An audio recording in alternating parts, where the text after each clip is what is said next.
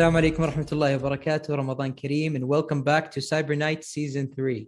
Today we have a very special guest with us, Mr. Chris Dale. How's it going? Assalamu alaikum. It's going perfect here in Oslo, doing a cyber conference all about hacking. Things are looking awesome. How's it going?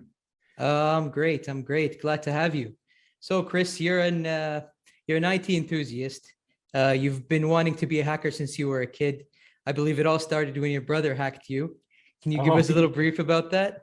Yeah, for sure, man. Yeah, you got that story. I was lucky enough to have an older brother who could teach me IT and kind of like dig through all of the mud and help me realize what's important in IT and so on. And when I was like 11, 12 years old, my older brother put a piece of malware on my laptop. That's a bit of a lie. Actually, he sent me a computer game called Whack-A-Mole. So he sent me that game and said, hey, Chris, play this game. I played the game. I loved it. And I was really good at it. However, playing that game actually installed a backdoor on my system. And this guy, my older brother, he would make that malware open and close my CD-ROM. He would take control of my mouse cursor. So while I was playing the game, he would make it move and so on. And consider in the old days, we had CD-ROMs that would go mechanical, in and out, in and out. And he would be doing that for like 15 minutes at a time. So it ended up me going to my dad, a little kid as I was, saying, Daddy, my computer is broken. I need a new one. We couldn't afford that whatsoever. So it ended up him having a big like dramatic scene and so on. We can't buy a new computer. You have to fix it. And finally, my older brother confessed up saying, look, it's me putting malware on a computer. I'm sorry, but it was just for fun. It was just for giggles. And that made me realize, wow, what a concept. Being able to fool not just the person behind the computer, but even fooling the program to make a program do two things at the same time. Beautiful. That's cool. I was intrigued, I started getting the gears working like, yeah, this is a cool concept, hacking. Started downloading PDFs about hacking, started understanding how things work, and I got involved more or less. What a story, man. Amazing. And now that you've got into it, I'm glad you're using your skills with the good guys. Oh, absolutely. You chose the right path. For sure, man. There's nothing that hurts my heart more than seeing companies in Norway and around in Europe and the Middle East suffering because cyber criminals and greedy people are holding us hostage with ransomware, personal data being leaked, all for the monetization concept and basically seeing people suffer and struggle. It's not something that vibes well with me. So I'm doing all my best to try to influence people into understanding the internet is a dangerous place. We've always been taught that the www is the World Wide Web. It's a beautiful place with fairy tales and rainbows and green landscapes and blue skies. But honestly, it's more about it's the wild, wild west where we have the military, we have cyber terrorists, we have people who are out there to hurt us. And I want to bring that mission, that statement, and I want to bring that message to people saying, look, the internet is great, but it also holds a lot of dangers for enterprises, for individuals like our parents, like our kids, and also like ourselves. We need to mature and we need to understand the arena that we're basically in. It's not just a happy holiday place. It's a place where there's a lot of criminality, lots of people who are out there to monetize us. Well said. Let's get back into the good side and talk about you a little bit more. I believe that you are a SANS certified instructor, and I believe it's not that easy to be certified by SANS, one of the biggest educational institutes in the cybersecurity world. That's really amazing. And today you'll be talking about what was it, attack surface management, correct? That's true. Always on pen testing, attack surface management, offensive security operations centers. Let's bring our A game to combating cybercrime. Let's bring it to the level where we're playing the same sports as the attackers. We need to change a little bit, and we can. And the tools and the techniques are out there for us. We just need to innovate and move forward. We can't stagnate. We can't stop. Amazing. Well, I can't wait to hear more about that. And I'd like to give you the mic so you could go ahead and tell us all about it, unless you want to give a little brief about yourself to our audience first. Sure. So I'm actually an easygoing guy. I love culture. I love people. I love to travel. And I see friendly faces everywhere I go. I traveled to the Middle East multiple times to Riyadh, went to Jeddah, traveled all across Europe to the US and so on. And I just want us to be friends and innovate together in building democracies that help the weak, help us grow and prosper into what the human race should be all about. And that's basically being able to survive together.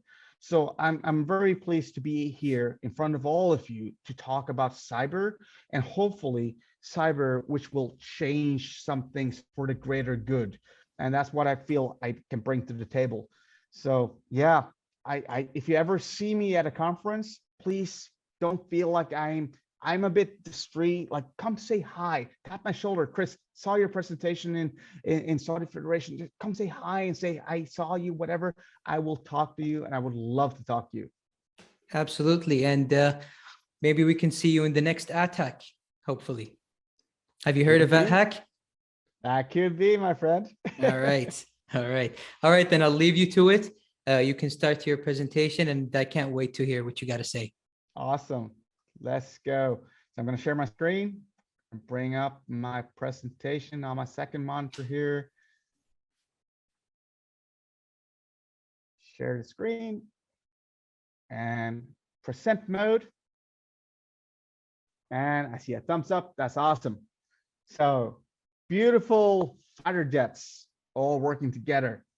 It's all about offensive security operations centers, attack surface management, always on pen testing. Who am I? First of all, Todd did a great introduction, introducing myself. My name is Chris Dale, and I'm a certified instructor with SANS. I teach cybersecurity for the greater good, helping people defend their companies. In short, my day job is to help companies understand how they're getting broken into. Why are they getting broken in? Because, say, patch management, because, say, credentials have been leaked, say, there's weaknesses in applications, penetration testing. That's been my uprising. That's why I've gone to work for the past 10, 15 years. But another side thing that I do is actually incident response. I help getting rid of the attackers as well. Once you have gotten into a bit of a pickle, there's attackers in your networks, there's ransomware. I get phone calls from my customers. They need help. How do we get out? How do we kick those bad guys out and restore to normal operations so we can do what we do best? Making money, making sure our industry stays alive, making sure that we can survive as a company. So typically you could conclude, you could say you can conclude it into two different things: pen testing, incident response. Those two things are my specialty areas. And also, of course, I love sharing my mission, sharing my message with all of you. So I teach quite a bit. There's a bit of an alphabet soup of certifications and so on. But yeah, they pile up after a while. I love learning. It's so much to jump into in cybersecurity. It's an amazing field to be in. It never stops, you know. There's so much good stuff to get into. So first of all, let's ask ourselves one of the most basic questions: penetration testing. Why do we do it? Literally, super simple question. Think for yourself, recollect, and think, why would I do a pen test? What's the mission? What's the goal? What do we want to achieve with this? That the application is safe, it's not vulnerable to something? Sure. Short-term fixes, patch this, fix this issue, update your code, patch whatever. Right. But when you say as well, one of our goals is to have long-term changes to the organization. Patch management. not just patch that issue, but making sure that you have processes that will help your organization automatically detect that this is a problem and we need to patch it now during the weekend, not next month. How does pen testing help us grow internally versus just giving us a snapshot in time about what the current status quo is? These are the vulnerabilities, and that's it. We need to focus on growth. We need to focus on being able to innovate and grow as companies with new assets, new IT, more people joining us without suffering too much of a risk and consequences thereafter. So that's this baseline. That's where we're coming from. And I've been lucky. I've worked on both sides of the table. My background is system development. I went into IT operations and eventually ended up as a CISO, a security manager responsible for everything security related in the company. I've procured pen tests. I bought them from third-party companies. They've come to me and say, what's the scope? What do you want to have tested? I know that story. I know how it is. I've also worked many years as a provider of penetration testing, where we basically gone out to customers and said, what's your scope? What do you want to have pen test? And based on that, I have some quirks to solve. I have some issues, some things that I want to address with the industry. For example, as a client, I'm a CISO. What is the scope of the penetration test? I might have some ideas. I might have an idea that I want to pen test A, B, and C. Yeah, hit me where I know it's gonna be some kind of results that I can deal with, that I can tell my customers that, yeah, we had a pen test. They tested system A, B, and C, and we're solid, we're secure. But sadly, as a client, as a procurer of a pen test, do I really know how pen testers operate? Do I really know the threat landscape, the TTPs, the tactics, techniques, and procedures of criminals? What if I missed something in my scope? What if there's actually more to be tested? What if there's something that I should have had it pen tested, but I didn't know to order it, and that attack surface goes hidden and it's never tested whatsoever? Shadow IT, dark data, those things that I don't know about as a client, well, I have no way to be able to say, I want a pen test on those. Sadly as well, because we are a client, we often want to have this one application tested and certified and yeah, get this one thing tested. It should be okay because our customers are going to use it. It holds private data. It holds confidential data. Let's keep that security. Let's keep that application secure. Whereas if we ever get a break-in, we might see that the attackers are breaking in other places, still compromising our data that our applications hold. So the client really doesn't know how criminals operate. They don't know how the threat actor really behaves. And typically it's like a once a year approach. Am I right? How often do you have a pen testing team working for you? It's once a year, twice a year, perhaps a couple of times a year, but it doesn't really fit the bill. Then, as a pen testing consultant, as someone who has led cyber operations for many years, leading teams, how do we scope pen test? How much is it gonna cost? What's our operations like? Again, how do we figure out what the scope is of the pen test? Like, ask me right now, Chris, I want a pen test. What's the scope?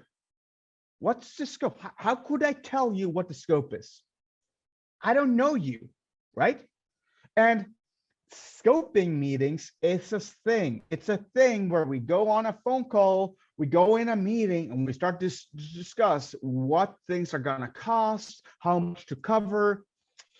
It doesn't really work. It's not ideal whatsoever, because as we start our work, as I start to look at your company and we figured out what we should keep in scope, it's A, B, and C. All of a sudden, I find X, Y, and Z assets. And I'm thinking to myself, ooh, I would love to pen test those areas of the applications. I would love to go attack you on this side of the arena. I would love to target this application, but no, the scope has been limited to this only. So scoping is hard, and scope creep I have never had a client come back to me and say, thank you so much for increasing the scope of the pen test. Even though it's going to cost twice as much, yeah, let's just put money on a problem. It just doesn't happen. Again, attackers, do they care about scope?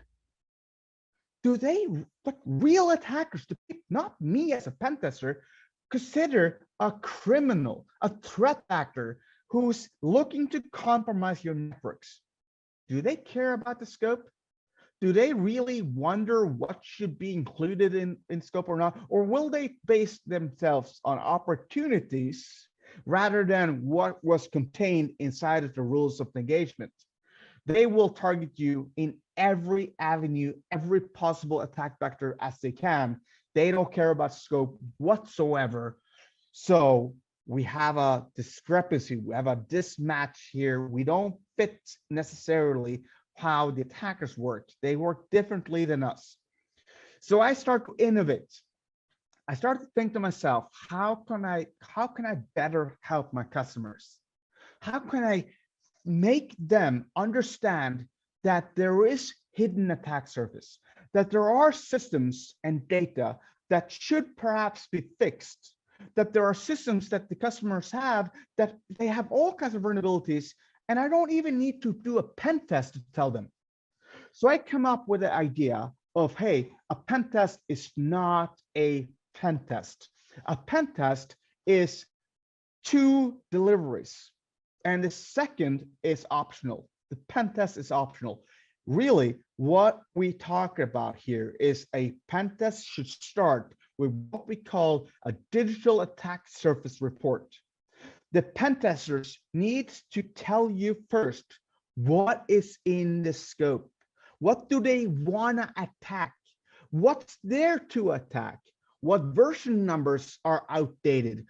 And basically what I'm talking about is I need to tell you, I need first of all to have an agreement that we do a small micro engagement. And through that engagement, I will show you your attack surface, and you will, from that, see how I rate your assets. I will rate your assets like, ooh, this asset is super interesting. It makes me drool. I'm like, ooh, I want to attack this asset. Please, let me hack this one. Let me hack this. You should ask yourself, why let Chris hack this asset? Shouldn't we just remove this asset? Shouldn't we just patch this asset? I will show you credentials of compromised users. Make sure those users don't have the same credentials as before. If I have your users' credentials because they registered at websites online with the same username and password as they use on their business email, their VPNs, and so on, why bother? Just fix that issue before I am hired to do a pen test so that we won't get in easily. I don't want the easy way in. I want to be challenged. I want to have real problems that lets me be a real attacker and work on building a more secure security operations in your company. So basically, splitting up the pen test into 2 deliveries, where first, I will show you what the scope is. This is what we want to attack. And then we agree on what the scope should really be. Maybe after 3 months, you've done patching, you've segregated your networks, you've added some zero trust, changed some passwords, you've reduced your attack surface. Then let's talk about a pen test. Or maybe not a pen test at all. Maybe there are opportunities for us to help you better control your external attack surface than trying to hack it. Maybe we can show you other ways to stay on top of the current security challenges. So that's the big change in the industry. And more companies, they're starting to say, yeah, pen testing kind of old. Let's first discover the scope, let the customers work with us a little bit, let them test us a little bit. And if we do a good, high quality job, well, in that report, if we trust them, then we'll work with them on a pen test. Nevertheless, the customer received high value. They received a report about all the assets that we were able to find, and we might stop there. That's fine. Attack surface management. It's hard to clean your house if the lights are out. Wouldn't you agree? Where am I supposed to vacuum if the lights are out? Attack surface management tries to bring light to your IT environment, knowing what you have and what you need to protect. Software inventory, hardware inventory, what do I need to defend? And we can prioritize our defenses where it matters the most. But most importantly, we need to figure out, what do we have and what does it look like? How does an attacker look at our assets? Does it make them drool? Because if it does, perhaps consider patching, fixing issues before even starting any attacks. I promise you, when I tell you, there are many cases where we've been able to hack customers, or at least prove that we can hack them without doing any hacking at all. It's all about the high-level pen test methodology. What does a high-level methodology look like? It starts out with reconnaissance. We move into discovery and scanning, and then finally, exploitation and verification. The reason the NSA in the US is successful, the reason my pen testing teams are successful, is typically because we have a really good recon, scanning, and discovery process. You can go to YouTube. Go to YouTube and Google Rob Royce, NSA, Chief Tailored Access Operator, the guy in charge of heading the teams responsible for hacking other companies and other countries at the NSA. He had a 30-minute presentation at Usenix, and he said the reason why NSA is successful is because, well, in the end, they know the customer better than the customer know themselves, or should I say the victims. So attack surface management is basically doing continuous reconnaissance, continuous discovery of assets, and scanning, and not necessarily yet talking about exploitation and verification. Let's tell the customer what it's all about, where things are developing, and then we can move on from there. Attack surface management is all about discovering opportunities, the doors we left open, the ports that have been opened up, the new domains that we provisioned, cloud assets that are being provisioned. Innovation in our company will become a target for attackers online. We need to be able to continuously work towards finding those assets and discovering what it's all about so we can assess the risk. To be honest, I have a saying, and I know this for a fact. I do incident response. My customers, typically, they get hacked, not through the front door, but through the doors they didn't know they had. What I call the path least traveled. My customers, they get hacked through the assets where they go like, oh no, this system, it should have been retired a long time ago. That user account hasn't had a password reset since 10 years ago. They always go like, no, we could have defended against that hadn't we just known. The path least traveled. Finding the path least traveled.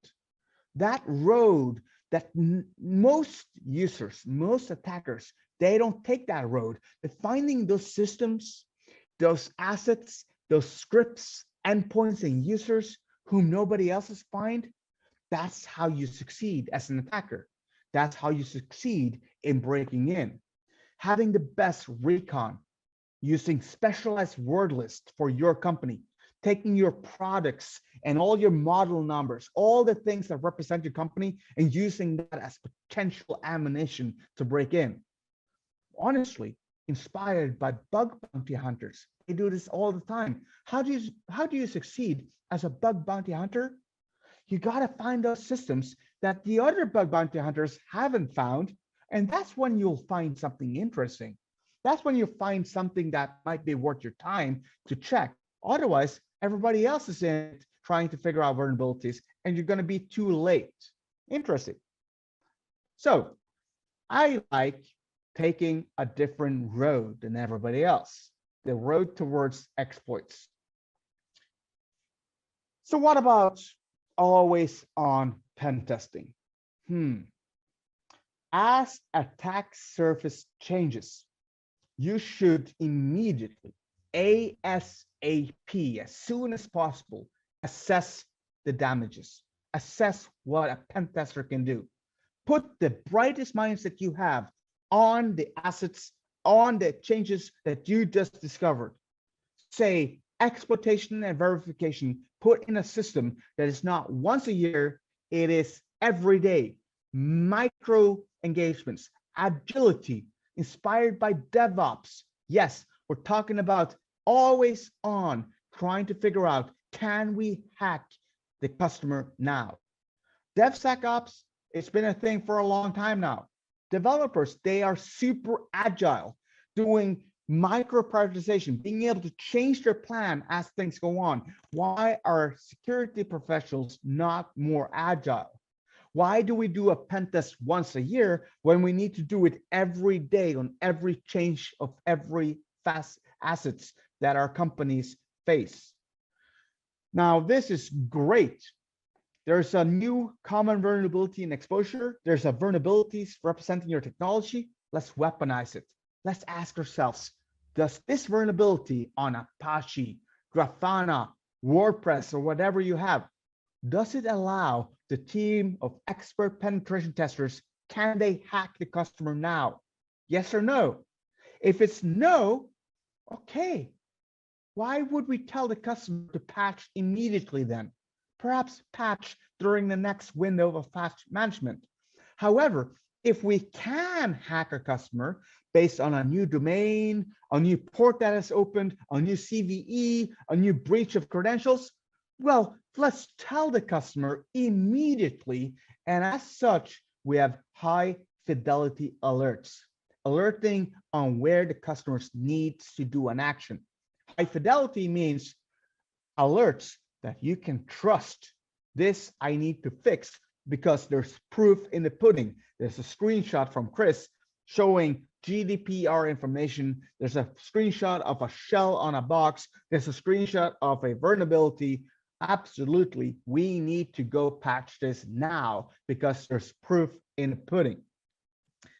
This way and this approach to looking at assets, looking at customers, looking at, well, how a customer changes and pen testing continuously based on attack surface management changes the game that we're playing. It really begs the question, are we playing the same game as the attackers? Traditional pen testing, to me, it's more like a hobby. It's like we're playing badminton, having some fun with some squash game or badminton game, whatever, while the criminals and the threat actors that are after us, they're playing tennis and they're really good at it. Badminton probably won't hold up against an actual tennis player. And right now, our threat actors and our adversaries, they're playing a different sport. They're playing tennis and they're always on. They're looking at opportunities that are happening right there and right then. Log4j happens. What do? There's a huge vulnerability. First question you have, am I vulnerable? Do I have log4j assets that can be compromised, Java assets and logging and so on? Well, criminals and threat actors, they're going to be on point. They're going to find you. They're going to be scanning the entire internet looking for you. Why not the pen testers? Why shouldn't we be always on, trying to siphon on the intelligence and the cyber threat intelligence that are happening all the time, the opportunities that arise? We need to be playing the same game. And it comes down to speed, my friends. It comes down to being able to have the most rapid process of observing changes to our organization, to our attack surface, and then orient ourselves. All right, new port is open, new domain, new credential, new vulnerability. Can we hack the customer now? And then decide, yes, let's go weaponize an exploit. Let's go hack the customer. And if we do that really quickly and we find proof in the pudding, if our customers are able to act fast enough, act before actual threat actors are able to do the same OODA loop, being able to observe, orient, and decide, if we can make that process fast enough, faster than threat actors, we're going to win the battle. This is inspired by the military. The military, say 2 fighter jet pilots, they're combating in a dogfight. The military typically has a saying that the fighter pilot that has the fastest OODA loops, multiple OODA loops every second, observing changes to the terrain, up or down, left and right, orienting themselves, should I go bank left, bank right, launch missiles or not, and making a decision on that and acting on that decision faster than your opposition, that fighter pilot wins the game. They win the battle. That kind of applies quite well to IT as well. Now, proactiveness versus reactiveness and maturity. Let's talk about that for a second. If you're really immature, you're probably struggling with incident response all the time. Now, I'm not saying because you have incidents, you're immature, but if you're in the most reactive state that you can be, you're going to have incident response happening all the time, and it's going to make you suffer. It's hard. Most companies, when they grow up, they buy endpoint detection and response, they buy firewalls, they buy some preventive measures, and that's fine. So we're preventing attacks. Great. Now, next step. What do you do next? How do you mature? What do you mature into? Well, most of us, we've been told we need to have a pen test. All right. So you will have a once a year pen test, twice a year pen test. You'll have something. And then comes the next question. How do I mature? What's the next step? And companies today, they look at security operations, managed detection and response. That's what I want to change. I love seeing companies growing into security operations, but honestly, there are ways to mature easier than a SOC, cheaper than a SOC. You can mature from pen testing into attackers, your criminal best friends that are always on, always checking your attack surface, pen testing every asset as it continues to develop. That's a better approach than going into a security operations center where you're looking at alerts. Who's breaking in right now? We can go outside and we can check how can we break in right now, and as we develop and as we innovate. And that's what building an offensive security operations center is all about. It's all about finding your sensitive documentation, finding your new domains that you provisioned, finding ports and network services that all of a sudden expose new services online. You have a new version on your mobile application. Let's figure out if you revealed any secrets, new endpoints, something new to attack. You have third parties that might get breached. You have technology that all of the time have new patches, new vulnerabilities, new things and risks that you need to address. But can a pen testing team hack you? Yes or no? That pen test operation needs to be continuous. And that's what I'm going to talk about today. So, for example, public domains.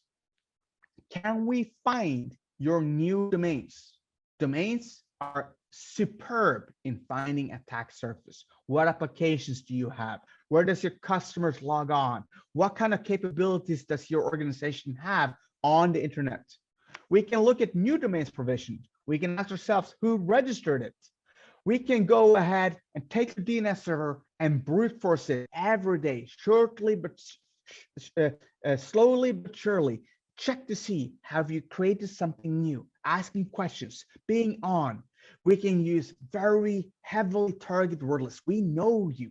You're my customer. I know what you do. I know what you care about. I know your products. I know what makes you tick. I'll use those words, that type of information and intelligence against you to find more domains.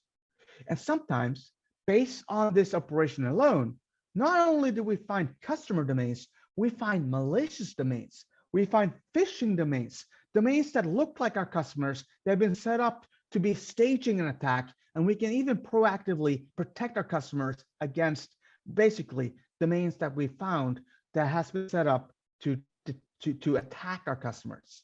Because reconnaissance doesn't just find you, it finds what looks like you. Then we have the CTL, Certificate Transparency Logs. Certificates. When you want to have encryption on your websites, how do you go about having encryption on your websites? You need a certificate, a private public key pair. In 2022, there's something called a CTL.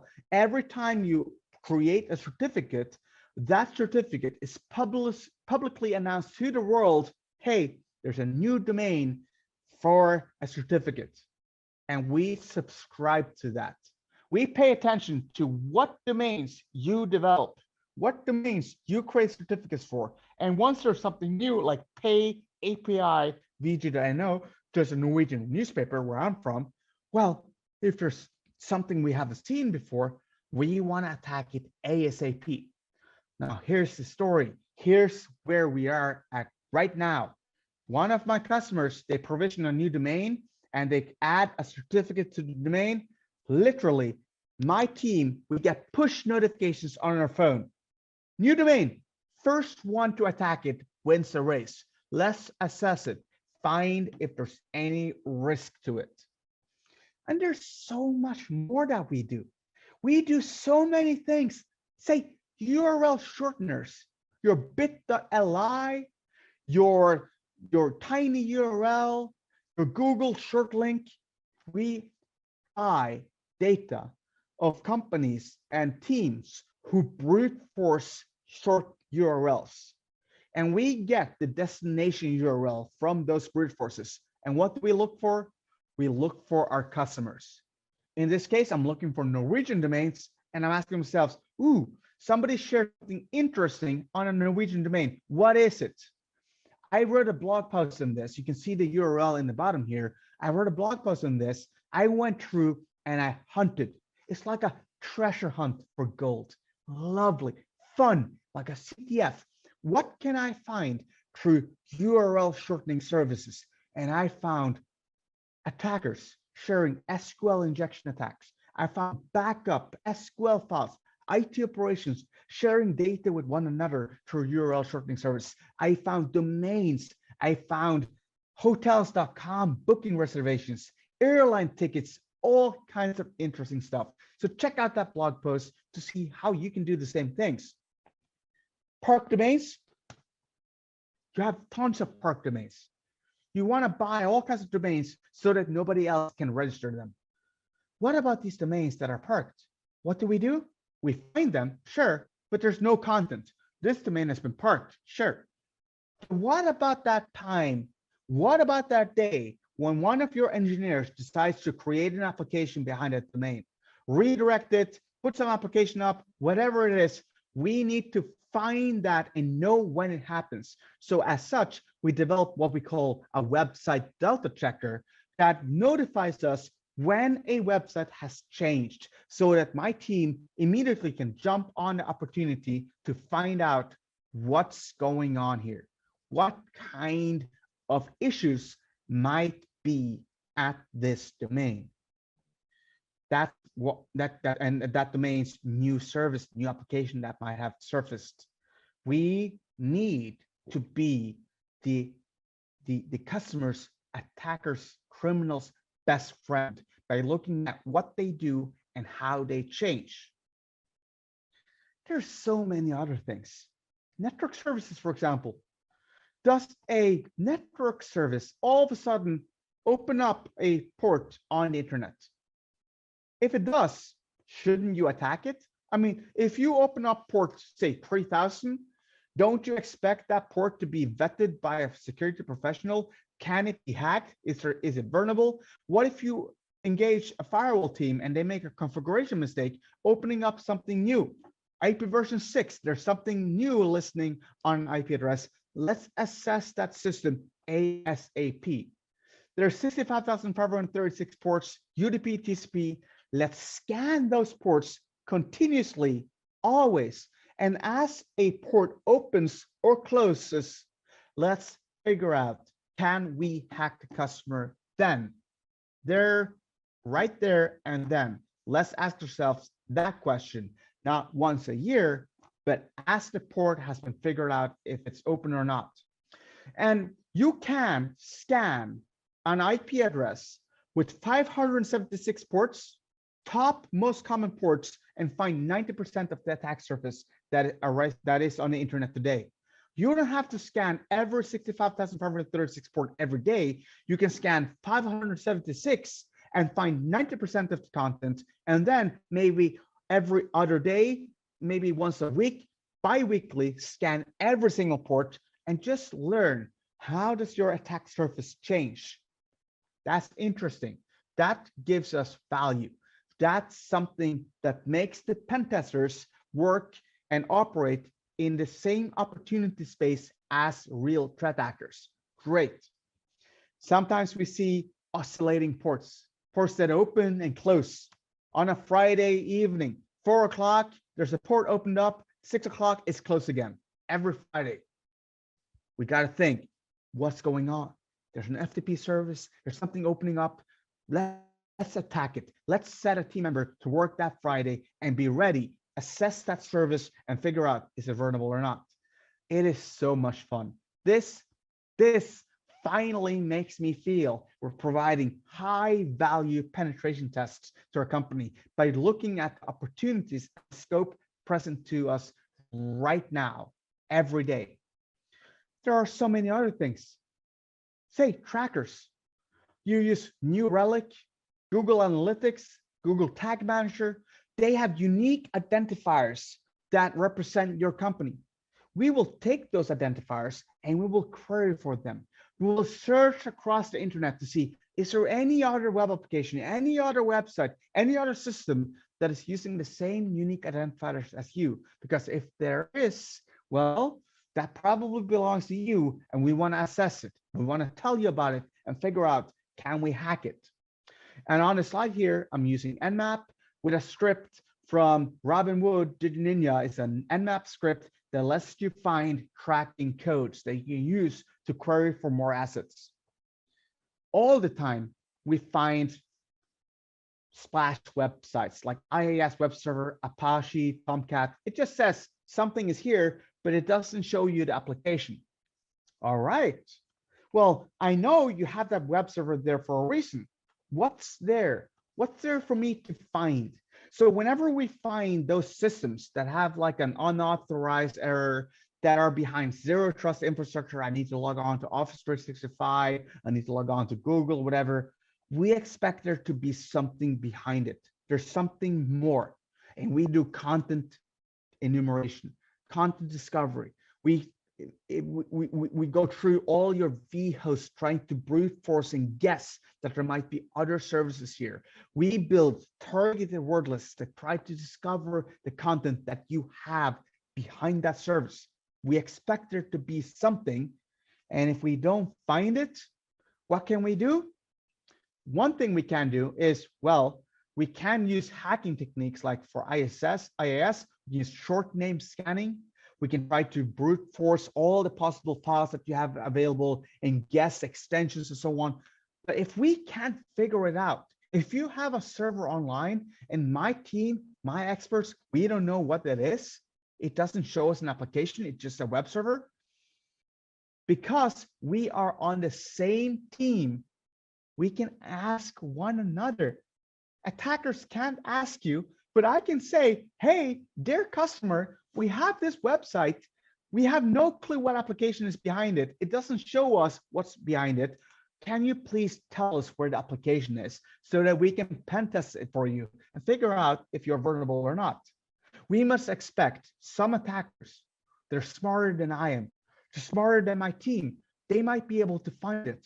Maybe they have access to ISPs and network logs that show them where your users are browsing and where the application is. We must assume they're smarter, but because we're working on the same team, we can cheat and we can find the application by giving it to the pen testers and then assess it. Isn't that beautiful? I love it. So there's so much more to talk about. I'm going to finish up soon. I'm just going to talk about one final thing in terms of the whole security operations center idea, the whole offensive security operations center idea. There are so many things: users and accounts, credentials, brand monitoring, code repositories, tons of things. I would love to spend the rest of my day with you. But let's talk about your technology stack. I know what technology you're running. Your servers, in most cases, they tell me, well, I'm running IIS, I'm running Apache, I'm running JavaScript library XYZ, I'm running this application version so and so and so. We even buy access from applications and OSINT sources like Webalizer, builtwith.com, and so on. We correlate multiple sources about what technology you are running. And then we ask ourselves, is it vulnerable? Is there a CVE? Can we hack? Can we weaponize that CVE and cause an impact on the customer? Very often, no. We cannot automatically hack you, even if it's like a 9.3 CVSS score CVE. Sometimes it doesn't mean I can just snap my fingers and hack you, because very often that vulnerability, that CVE, it has to have a certain configuration on your web server or your system. It needs to have, maybe I need to have a local account and I can do privilege escalation. Maybe I need to have an account on your WordPress, on your CMS, and only then are you vulnerable. And guess what? I don't have an account. The attackers, they don't have an account. So you can maybe breathe, relax. It's a big deal. Yes, there's a vulnerability, but patch it in the next window. Don't patch it this weekend. Don't turn off your server, because we can't hack you. Most attackers won't be able to hack you. So let's chill. Let's focus on the times when we can. Oh, Log4j, right? Log4j happens Friday morning. My team scrambles. Whoa, big deal. Notable event happening.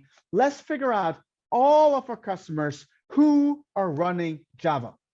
And then we told ourselves, Java could be anywhere. Let's ask a different question. We go to our proprietary technology. Hey, backend, show us every HTTP service running. No matter what port it's running on, give us HTTP. And we started to attack continuously. New attacks developing. We changed our tactics. We developed scanners. We developed scripts that tries to figure out, can any of our customers be compromised by Log4j? And within a couple of hours, customers receive notifications. System A, close it down. It's vulnerable. Here's a shell. Fix it right now. Working on the next one. System B, we can see that we get a callback from Java. JNDI is calling back to our LLAP server. It is vulnerable. We don't need a shell. Look, it's vulnerable. Go fix it. Next one. And we start scanning. Entire weekend we spent developing new scanners, new techniques on how we can show our customer that this opportunity, Log4j, allows us to hack them. We don't need to prove it. We don't need to go in and dump your database. We don't need to pivot across your networks. We don't need to escalate. No, you trust me when I show you a shell, when I show you your database, when I show you proof in the pudding, you can make actionable decisions and go fix it there and then. Continuous, always on, not once a year. Traditionally, Log4j comes out and I'm like, whoa, nice. Can't wait for the next pen test. And maybe the customer haven't patched yet.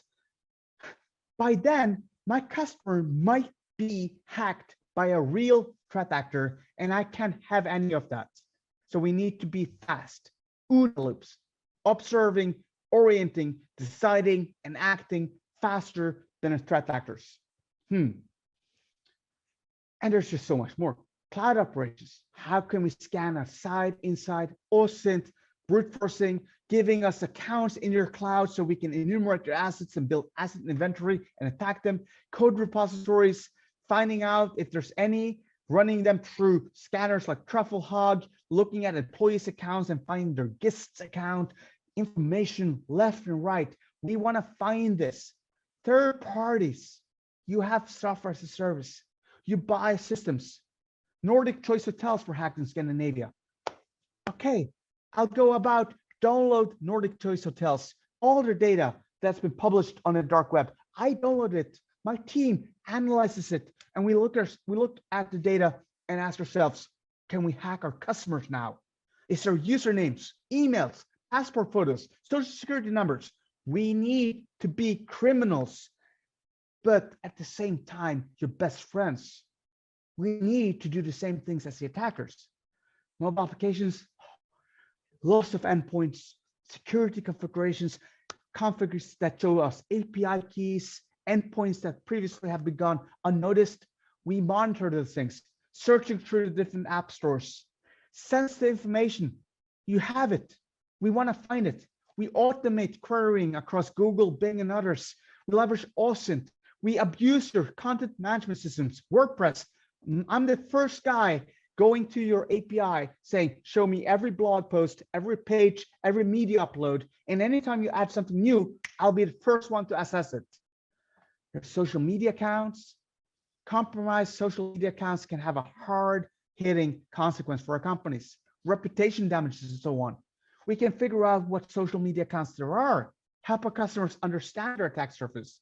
We can monitor the VIPs that admin these social media accounts. Very often private accounts that should never have a credential leaked. And if they do, reset fast because they can admin your LinkedIn page. Whew.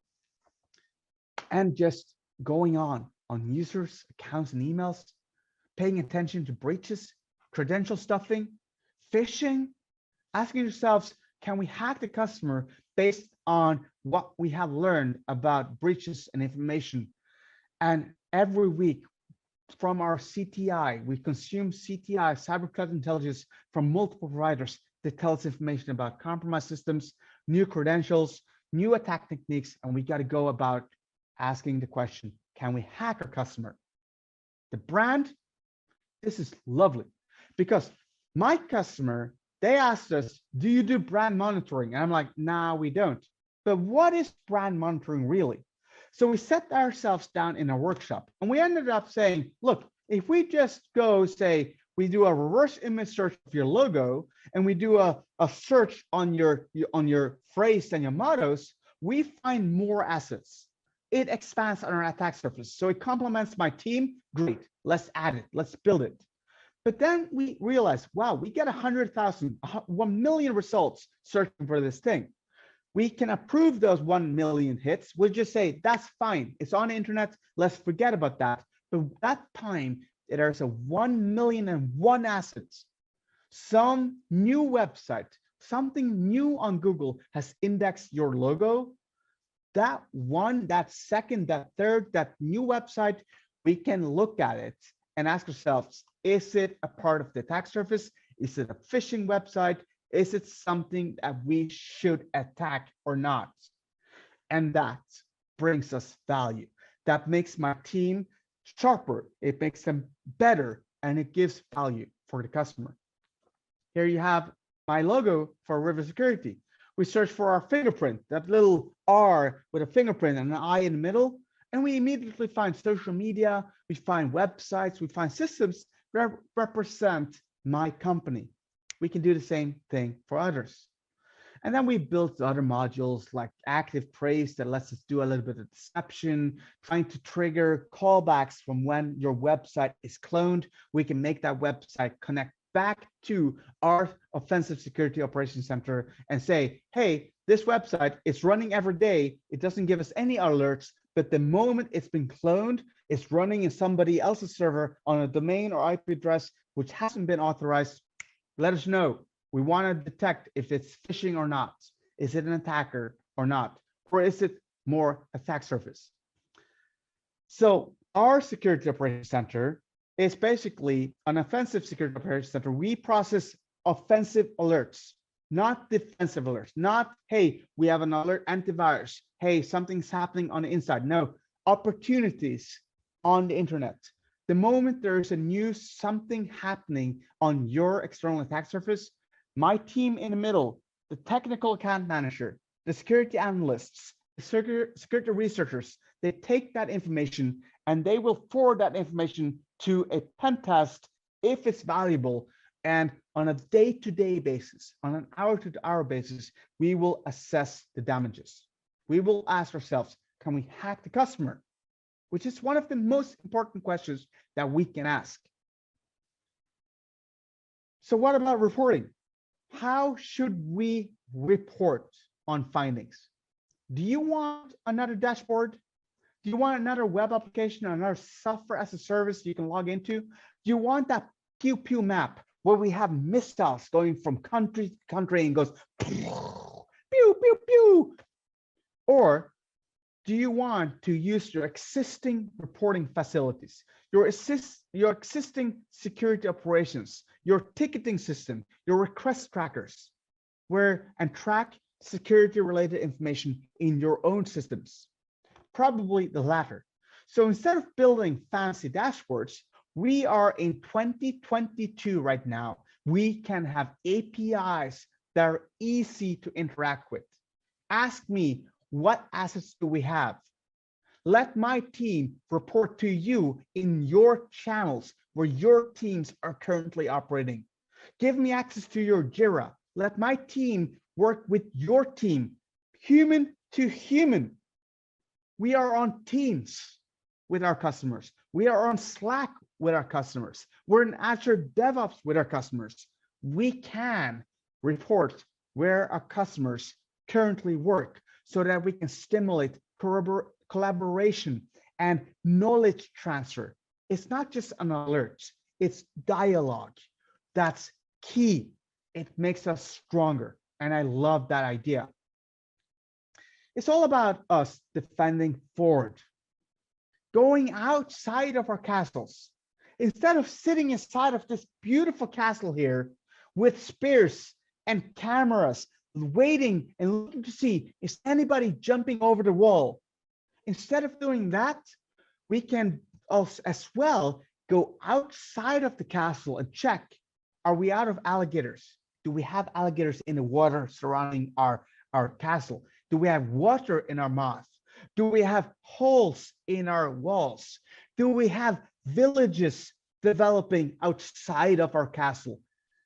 Shadow IT departments building applications outside of governance and structures that we built to protect ourselves. Attackers can find those things and help us improve.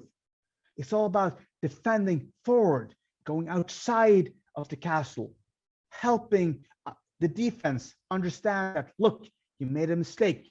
This is outside of the castle wall. We need to patch and fix it. It needs to be governed, expanding our walls surrounding the other assets that we have that keep on growing because we keep on innovating. So if you were to look at frameworks, Center for Internet Security top 18, look at attack surface management, look at always on pen testing. It covers and complements so many controls. It's not a one size fits all. It's not a silver bullet, but it stimulates the top controls that you need to focus on to be able to defend yourselves. Inventory and control of enterprise assets, of software, data protection, secure configs, and so on. Take a look at this slide, pause it when you look at the recording, look at it, and ask yourselves, how can an offensive team always on complement me? And we can complement in so many assets. You can complement with offensive services. Same thing with, say, in Norway, we have the foundational principles of cybersecurity. We identify a map. It's the #1 principle to protect and maintain, ensuring secure configs, establishing a secure IT infrastructure, It's complemented and supported by your criminal best friends, except we're not criminals. We're just pen testers, and we're always on trying to hack you. So I think Sun Tzu said it the best. This old war general, Sun Tzu, author of this tiny little pamphlet called The Art of War, he said it. If you know yourself and you know your enemy, you will not fear the results of 100 battles. We can know our enemy. Go online. It's the age of information. Pen testing is a thing. We can know ourselves. Attack surface management, inventory, knowing what systems are exposed online, ports that are opening, domains that are provisioned. And if we do those two things good, we are the best pen testers, the best at knowing what we are. We can defend ourselves. It is really, really valuable. I hope you believe me. And if you don't, fine, reach out, create a blog post, create a podcast, share content, challenge the existing, challenge me. It's time to innovate. It's time to think in lines of how do we protect ourselves.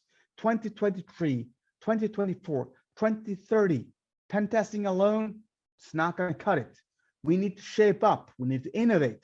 We need to think along the lines of offensive security operations centers. We need to be always on, always assessing the attack surface and managing it, making sure that it's governed and protected.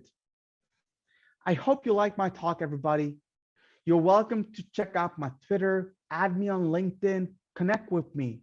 Check out my website. We blog about this stuff. And if you want to hear more about it, send a message, email, hi, River Security EU. Let us know that you want to know what this is all about. How does it scale? How does it operate? What does it cost? And all of those important questions.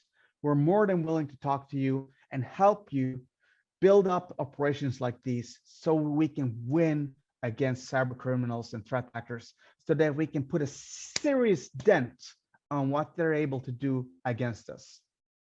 And that's been my talk. I hope you're all smiling right now. I hope you're thinking and you go like, wow, this guy, he's onto something. It seems to make sense. And together we can make a change and make things actually be reasonable and actionable, make security applicable, so we work on the things that matter. Hamad, I see you coming in on the slide here on my screen. How you doing, man? On the mute right now? You need to unmute. Yeah. I said, what an amazing episode. I couldn't think of a better person to explain it all. Thank you. Yeah, I do very much enjoy these kinds of presentations. I like to be enthusiastic and inspire other people to take steps into the right decisions and innovate and build something new. And it's really rewarding seeing companies thrive and be able to innovate without that. When you go to bed at night, with getting that good night's sleep, feeling that, yeah, at least we've done what the criminals are doing and threat actors, it makes me happy. Well, it's really, really amazing hearing it all from somebody so enthusiastic about it. I mean, it was great. It was great listening to you. Thank you so much for giving us some of your time. I mean, me and SAP CSP are very much looking forward to seeing you and working with you in the future, definitely. Shukran. Thank you very much. Shukran.